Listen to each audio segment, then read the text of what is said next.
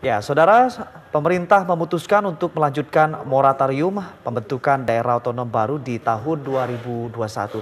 Selain itu juga pemerintah menilai selama ini pembentukan DOB atau DOB hanya menambah beban keuangan negara terlebih saat ini di tengah pandemi COVID-19. Kendati demikian, aspirasi pemekaran wilayah tetap disampaikan sejumlah daerah seperti upaya pembentukan Provinsi Tapanuli karena alasan historis yang sudah diperjuangkan sejak tahun 1980-an.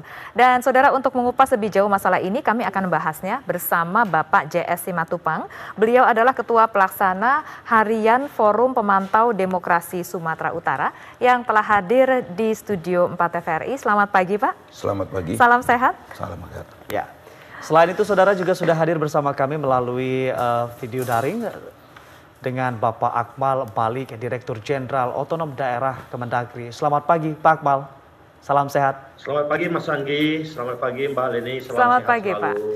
Ya, saudara, kita akan bahas terkait pemekaran daerah otonom baru. Kita akan menuju ke Pak Akmal terlebih dahulu. Pak Akmal, bagaimana ketentuan moratorium pemekaran daerah saat ini menurut Anda? Memang saat ini kita memiliki kurang lebih 542 daerah otonom. Ada 34 provinsi, 415 kabupaten dan 93 kota.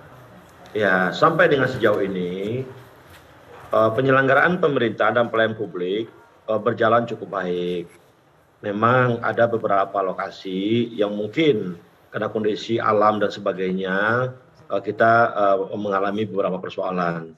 Tetapi secara umum sistem yang ada sekarang sesungguhnya sudah cukup memadai untuk memenuhi kebutuhan pelayanan publik bagi masyarakat di Indonesia. Tetapi kami pemerintah tentunya tidak bisa menghambat atau menghalangi aspirasi masyarakat ketika ingin daerahnya ditata, ingin daerahnya dilakukan pemekaran. Karena memang ini adalah haknya warga negara untuk menyampaikan aspirasinya. Tetapi sekali lagi pemerintah berada pada posisi menyatakan dengan berbagai persoalan kita sepakat bersama-sama dengan teman-teman Dewan Pertimbangan Otonomi Daerah untuk menerapkan kebijakan moratorium atau penundaan sementara dulu terkait dengan pemekaran daerah di Indonesia. Kita saat ini fokus untuk menangani isu-isu seperti ekonomi, dan juga persoalan-persoalan yang penanganan COVID-19 yang saat ini menjadi hal yang sangat mendesak. Sekali lagi kita hormati aspirasi masyarakat, tapi pemerintah memiliki prioritas yang jelas dulu terkait dengan bagaimana membuat masyarakat lebih sejahtera, bagaimana pandemi ini bisa kita selesaikan secara cepat. Ya. Baik, Pak Akmal, dengan sejumlah pertimbangan pemerintah memutuskan untuk melanjutkan moratorium pembentukan daerah otonomi baru di tahun 2021 ini. Sebenarnya apa-apa saja sih Pak persyaratan untuk pemekaran daerah ini sebenarnya?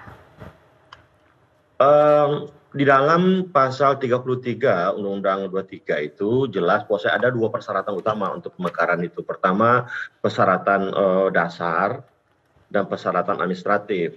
Persyaratan dasar itu meliputi luas wilayah dan sebagainya. Persyaratan administratif juga terkait dengan persoalan kesiapan kesiapan daerah, kemudian juga jumlah penduduk, cakupan wilayah, kondisi geografis, kemudian sistem sosial budaya masyarakatnya. Nah, dalam ketentuan undang-undang ini memang memungkinkan saja sebuah daerah itu dimekarkan. Tapi saya katakan tidak cukup cuma persoalan-persoalan persyaratan dasar kewilayahan saja. Tidak cukup cuma persoalan persyaratan dasar kapasitas daerah saja. Tetapi kebijakan-kebijakan pusat yang saat ini lagi dibutuhkan, yang menjadi prioritas Bapak Presiden, juga menjadi hal yang dipertimbangkan dalam mengambil kebijakan sebuah pemekaran daerah. Ya, baik Pak Akmal, kita akan beralih terlebih dahulu ke Bapak JS Simatupang, Ketua Harian Forum Pemantauan Demokrasi Sumatera Utara. Selamat pagi Pak JS Simatupang. Pak, saya pengen diceritakan sedikit bagaimana secara untuk memperjuangkan terbentuknya Provinsi Tapanuli, Pak.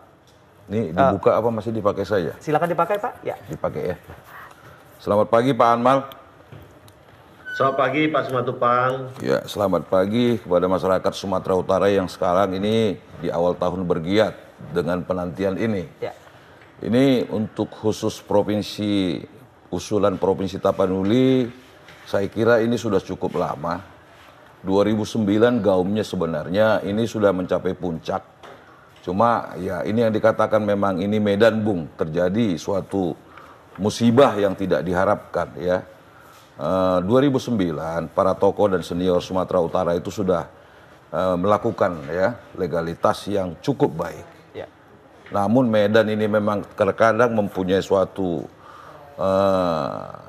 emosional yang tinggi, terkadang tidak terkontrol ya, jadi sehingga sampai ketua DPRD kita itu meninggal dunia. Dan beberapa ketua-ketua dan aksi itu akhirnya bermasalah hukum. Bahkan ketuanya itu Saudara Chandra Panggabean itu masuk penjara dan beberapa yang lain. Saya kira secara administratif ini sudah lengkap dan itu sudah di tangan pemerintah. Bolanya sekarang di tangan pemerintah. Namun karena pemerintah waktu itu melakukan moratorium, kita himbau masyarakat Sumatera Utara untuk bersabar. Sampai saat ini yang kita tunggu adalah bagaimana moratorium ini diteliti oleh masyarakat, bahwa pemerintah tidak melakukan suatu sosialisasi yang bijak. Apa alasan untuk ditunda? Karena antara 2009 ada loh pemekaran yang terjadi. 2012 kalau saya tidak salah itu Provinsi Kaltara Utara ya. Sehingga kita sepertinya ya kalau bahasa orang Medan, kok ketinggalan ya, tokoh-tokoh Medan banyak di pemerintahan. Tapi terlepas dari itu, ada yang perlu Pak Akmal kita perhatikan bahwa keuntungan untuk pemekaran ini buat daerah dan masyarakat sangat signifikan saat ini. Khususnya Sumatera Utara. Ya kita bisa bayangkan dengan 33 kota kabupaten, bagaimana Saudara Gubernur Sumatera Utara memimpin ini, pasti dia tidak sentuh. 5 tahun bagaimana dia bisa mengunjungi 33 ya. Jadi saya kira sangat bijak, apapun alasannya ya bertahap. Ya pemekaran ini kan memberikan peluang kepada pemerintah lebih dekat kepada masyarakat. Sektor perekonomian kita yang sulit maju. Bolehlah kita alasan karena Covid, tapi kita tidak boleh berhenti ya sebagai aparatur negara, dan kami generasi muda berharap ya tahun ini hadiah dari Pak Jokowi yang notabene-nya semua masyarakat Sumatera Utara hampir 85% itu mendukung pemerintahan sekarang. Baik. Ini pemerintahan kita. Pagi Pak Akmal. Baik, Pak kita Bapak tadi mengatakan bahwa gaungnya sudah ada sejak tahun 2009 ya Pak ya? Yeah. 2009. Namun sampai saat ini masih terus diperjuangkan untuk terbentuknya Provinsi Tapanuli. Yeah. Menurut Bapak, apa sih kendala yang sangat signifikan sehingga hal ini terjadi? Ya, saya bisa jujur memang karakter tokoh-tokoh Sumatera Utara ini semakin banyak berkumpul, ya semakin banyak perbedaan. Ya mudah-mudahan perbedaan tokoh-tokoh Sumatera Utara ini saat ini sudah berganti loh, sudah generasi muda. Saya 2009 belum menjadi pemerhati dan aktivis di Sumatera Utara walaupun domisili di Jakarta, sekarang sudah. Nah, kita mengajak semua tokoh bahkan yang senior memberikan kontribusi, ayo seperti yang dikatakan oleh pemerintah sekarang, bersama kita bisa. Ini perbedaan pendapat yang sangat tinggi dari para senior menghasilkan pendapat yang berbeda, sehingga saya kira pemerintah wajar tidak begitu memperhatikan. Nah mari bersatu. Saya kira pemerintah tidak punya niat untuk menunggu lagi pengesahan ini. Jadi sekarang kalau kita katakan syarat dari awal sampai akhir sudah terpenuhi dan sudah di tangan pemerintahan pusat, tinggal sekarang ya melalui Pak Akmal bagaimana moratorium untuk Provinsi Tapanuli ya kalau katakan orang SIM-nya dicabut, masa baru waktunya sudah berlaku, ya sudah go. Baik. Mungkin kami akan berpesta segera gitu. Baik, Pak Simatupang, saya akan beralih kembali ke Pak Akmal Malik.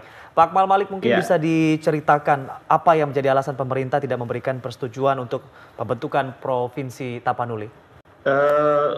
Posisi yang pemerintah saat ini kan sudah sering kita sampaikan bahwasanya faktor-faktor kapasitas fiskal kita yang relatif mengalami beban yang cukup berat, juga persoalan-persoalan terkait dengan ada opsi lain sesungguhnya selain pemekaran yang bisa kita lakukan untuk mewujudkan masyarakat lebih sejahtera, masyarakat memberikan pelayanan publik yang baik, itu bisa kita lakukan. Kami contohkan, apakah untuk membuat masyarakat lebih sejahtera agar pemenuhan pelayanan publik berjalan lebih baik harus melalui jalur pemekaran.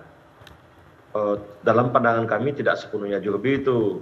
Kita bisa mengoptimalkan kebijakan pemerintah melalui berbagai program-program yang langsung masuk ke kebutuhan masyarakat, seperti pemberian dana desa, program pencegahan stunting, program jaminan untuk masyarakat yang berpendapatan rendah, serta program-program sosial lainnya.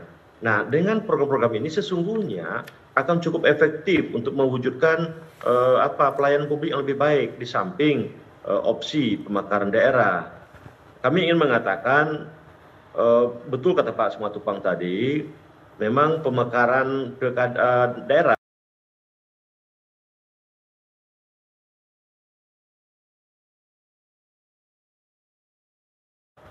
bisa bayangkan di pedalaman katakan Samosir atau Humbahas, mereka tidak pernah melihat yang namanya bupatinya.